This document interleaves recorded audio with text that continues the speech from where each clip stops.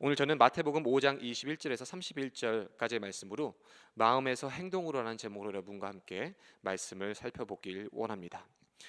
여러분 잘 아시는 그 에스키모인들이 늑대를 사냥할 때 이 날카로운 칼을 이 얼음에 얼린 다음에 피를 이렇게 묻혀 놓는다고 합니다.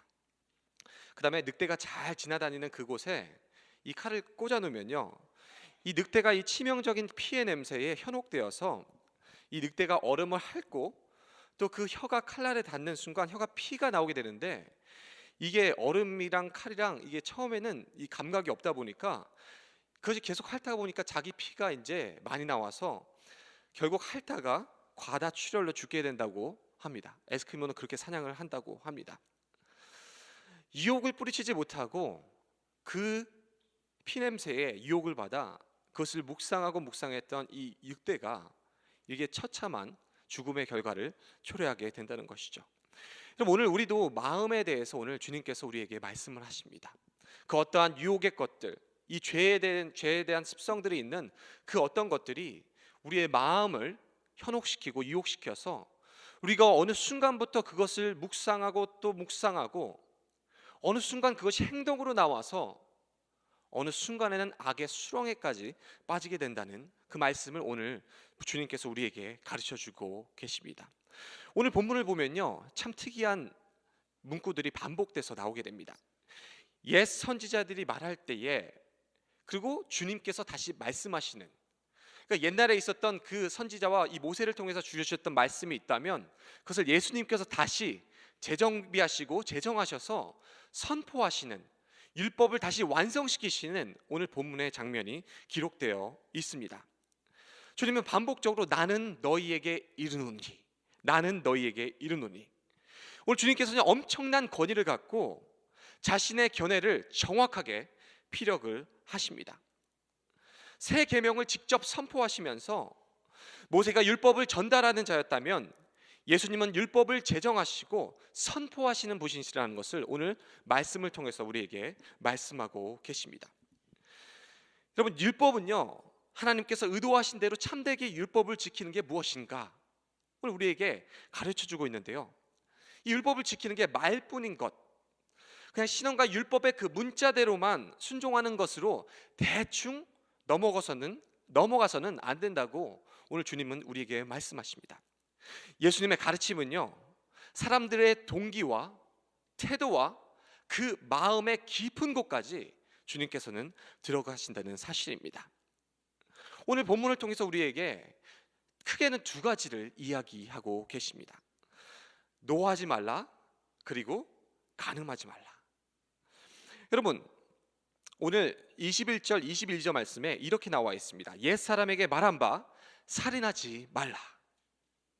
누구든지 살인하면 심판을 받게 되리라 하였다는 것을 너희가 들었으나 나는 너희에게 이르노니 형제에게 노하는 자마다 심판을 받게 되고 형제를 대하여 나가라 하는 자는 공회에 잡혀가게 되고 미련한 놈이라 하는 자는 지옥불에 들어가게 되리라.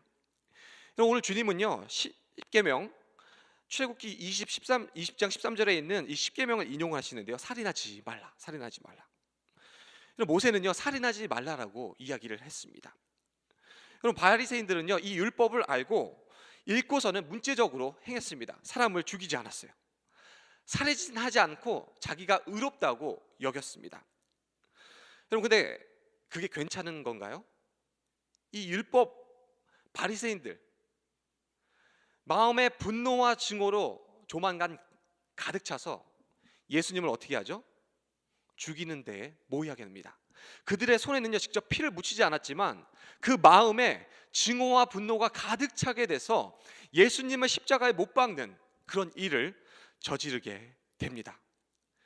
예수님은요, 인간의 그 연약함을, 그 인간의 악함을 정확하게 알고 계셨습니다. 살인하는 것이 문제가 아니라, 살인뿐만이 아니라 예수님은 더 깊이 들어가셔서 그 마음속 깊이 갖고 있는 증오와 분노와 그런 마음의 태도, 동기를 주님은 지적하고 계시다는 사실입니다. 여러분, 분노는요, 굉장히 위험합니다. 성경은요, 물론 살인을 할 만큼 노해서 안 된다고 가르칩니다. 왜냐하면 그럴 경우 우리 마음에서 이미 살인을 저질렀다고 주님이 말씀하기 때문에 그렇습니다. 분노는요, 하나님을 기쁘시게 하는 그 마음을 갖지를 못하게 만듭니다. 분노는요, 하나님으로부터 멀어지게 되고요, 사람으로부터 그런 엄청난 증오와 범죄로 이어지는 행동으로 나타난다는 그런 마음의 죄를 주님이 꾸짖고 계십니다. 여러분, 여러분 이 분노를 계속 품고 또 품으면요, 마음에 화가 쌓이게 되죠. 여러분, 마음에 화가 쌓이면 어떻게 되나요? 혹시 들어보셨죠? 화병. 이 화병이요, 굉장히 과학적입니다. 이 미국 하버드대 정신지체 신체의학 연구 개척자인 월터 캐논 박사가 이 화의 구름이 있다는 것을 발견하게 됩니다. 여러분, 이게 뭐냐면요, 이 분노로 인해서 이 화의 구름이 노신경에 모이게 되면 눈에 이 핏발이 서고 그다음에 얼굴이 붉게 되면서 말을 더듬게 되는 증세가 나타난다고 합니다.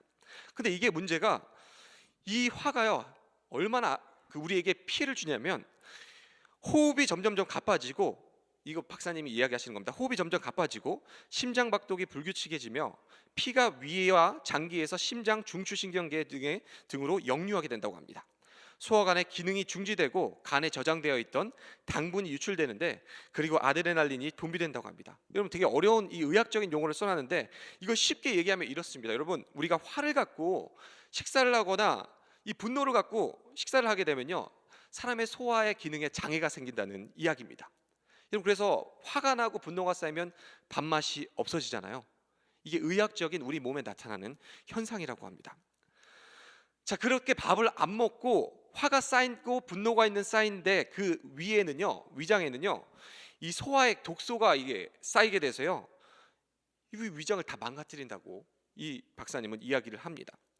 또 반대로 화가 나면 폭식을 하는 사람들도 있습니다. 기분이 나와서 밥을 더 많이 먹는 거죠. 여러분, 이 사람은요, 마찬가지로 이 역류된 그리고 잘못된 그런 분비분들이 나오는 거와 이제 섞이게 돼서 위장에 큰 부담을 주게 돼서 이것도 또한 좋지 않은 것이 생긴다고 합니다. 의학에서도요, 우리에게 화를 품지 말라고 이야기를 하고 있습니다. 주님이 말씀하시는 게 사실이에요. 화가 우리 안에 쌓이고 이 분노가 우리 안에 쌓이고 증오가 우리 안에 쌓이면 우리에게는요, 육신의 어려움이 생기는 뿐만이 아니라 영적인 어려움까지 생긴다는 것을 주님은 알고 계셨습니다. 그렇기 때문에 주님은요, 23절 24절 말씀에 이렇게 이야기를 하고 계십니다. 함께 한 목소리로 말씀을 읽겠습니다. 23절 읽겠습니다. 그러므로 예물을 제단에 드리려다가 거기서 내 형제에게 원망들을 만한 일이 있는 것이 생각나거든 예물을 제단 앞에 두고 먼저 가서 형제와 화목하고 그 후에 와서 예물을 드리라. 조금 전까지는 분노하지 말고 증오하지 말라고 그랬는데, 여러분, 이것이 내가 가지고 있는 분노와 증오의 차원을 이제 넘어갑니다. 여기에 보면요, 중요한 단어가 뭐냐면 원망 들을 만한 일. 이 원망 들을 만한 일이 누구예요?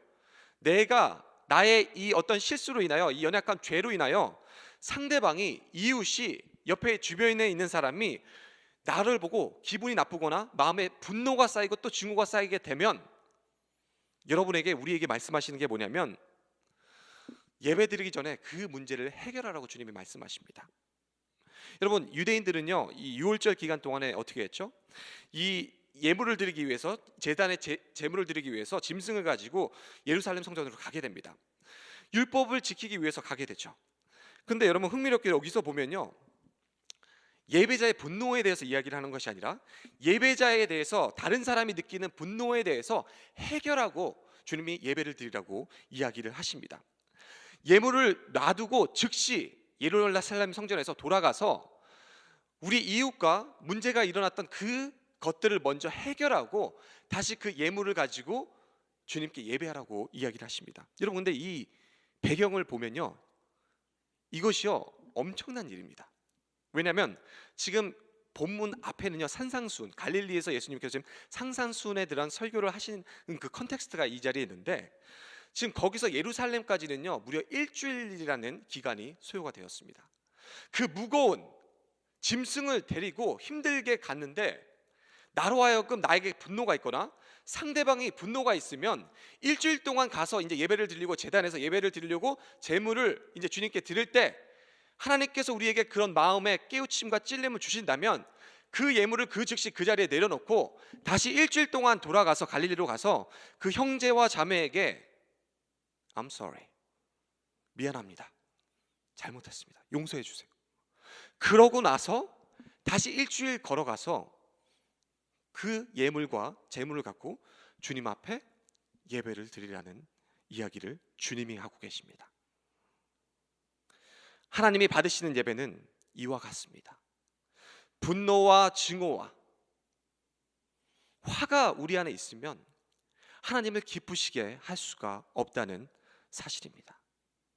마찬가지로 우리로 인해서 우리의 형제와 이웃들이 화와 분노와 사로잡혀 있다면 우리가 주님 앞에 예배드리기 전에 반드시 화목을 이루어야 될 줄로 믿습니다.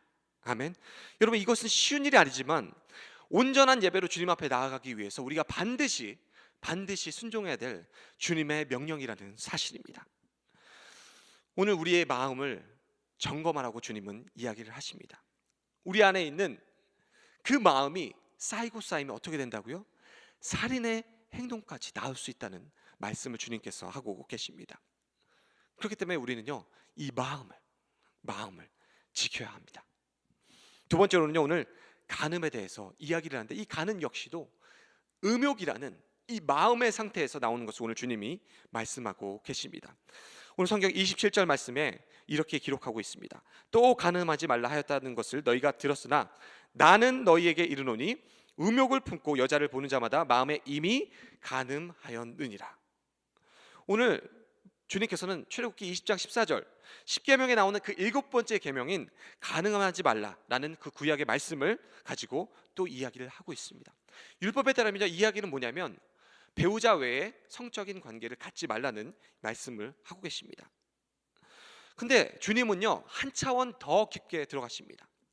이것이 다른 사람과 그런 관계에 대해서만 갖는 것이 아니라 그 마음에 가지는 욕망, 음욕조차도 정신적인 간음이고 따라서 이것이 죄라고 주님이 말씀하고 계시다는 사실입니다.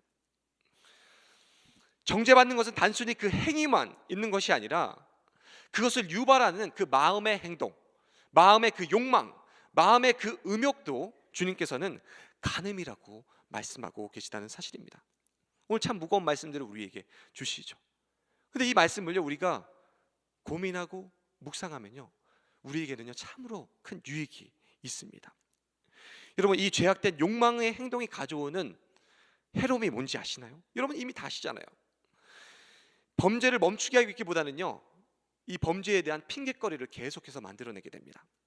그리고요, 여러분, 결혼이, 이 가정이 파괴가 됩니다. 그리고 항상 범죄자는요, 자신뿐만 아니라 다른 상대방, 나의 아내, 남편에게까지 피해를 입히게 되고요, 우리 가정, 자녀들까지 이 피해가 전달이 됩니다. 우리가 주님께서 말씀하시는 그 음성이 이 시대에 또렷하게 선명하게 들려져야 되는 시대를 우리는 살아가고 있습니다. 주님은 우리에게 29절 30절 말씀에 만일 내 오른눈이 너로 실족하게 하거든 빼어내버리라. 내 백체 중 하나가 없어지고 온몸이 지옥에 던져지지 않는 것이 유익하며 또한 만일 내 오른손이 너로 실족하게 하거든 찍어내버리라. 내 백체 중 하나가 없어지고 온몸이 지옥에 던져지지 않는 것이 유익하니라. 여러분, 예수께서 비유적으로 차라리 눈 하나 없이, 오른팔 없이, 발 하나 없이 천국에 드러난 것이 온몸을 갖고 지옥에 드러난 것보다 낫다고 우리에게 말씀하고 또 말씀하고 계십니다. 사무엘상 16장 10절 말씀에 사람은 외모를 보거니와 나 여호와는 중심을 보느니라 하시더라. 주님은요, 우리의 마음을 계속해서 보고 계십니다. 여러분, 그렇기 때문에 우리는요, 우리 마음을 계속해서 하나님의 이 능력의 말씀을 갖고 점검하고 성령의 조명하심을 받아야 될 줄로 믿습니다. 여러분, 제가 우리 젊은 선생님들을 교사 인터뷰를 할 때 꼭 당부하는 게 있습니다. 뭐냐면 크리스천으로서 이 마음이 흔들릴, 이 마음의 유혹을 받아야 할 때 장소는 절대로 가지 말아달라고 부탁을 합니다. 그 이유는 간단합니다. 우리가 연약하기 때문에 저도 그런 장소를 안 가려고 합니다.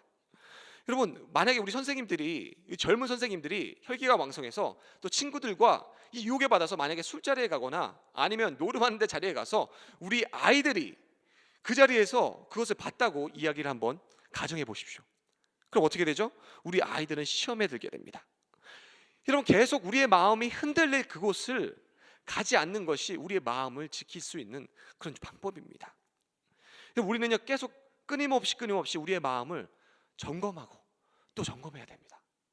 그렇지 않는다면 이 마음이, 이 악이, 이 죄악된 행동들이 어느 순간 행동으로 이어지는 우리의 모습을 발견하게 될 것이기 때문에 그렇습니다. 여러분, 바라기는 오늘도 우리가 말씀 가운데 다시 한번 우리의 마음을, 우리의 속사람을 점검하시면서 우리에게 만약에 증오와 분노도 가득 차 있다면, 혹시 우리의 이웃의 주변에 있는 사람들이 우리로 인하여 마음의 증오와 분노로 가득 차 있다면 오늘 기도하시고 또 자백하시고 그 사람에게 찾아가서 용서를 구하시는 여러분과 제가 되기를 주님의 이름으로 부탁드립니다. 그리고 또한 우리 마음을 계속 다스려서 우리의 마음을 점검하셔서 우리가 온전한 예배자로 오늘 하루 또 내일 우리가 온전한 예배자로 살아가시는 여러분과 제가 되기를 주님의 이름으로 축원합니다. 아멘.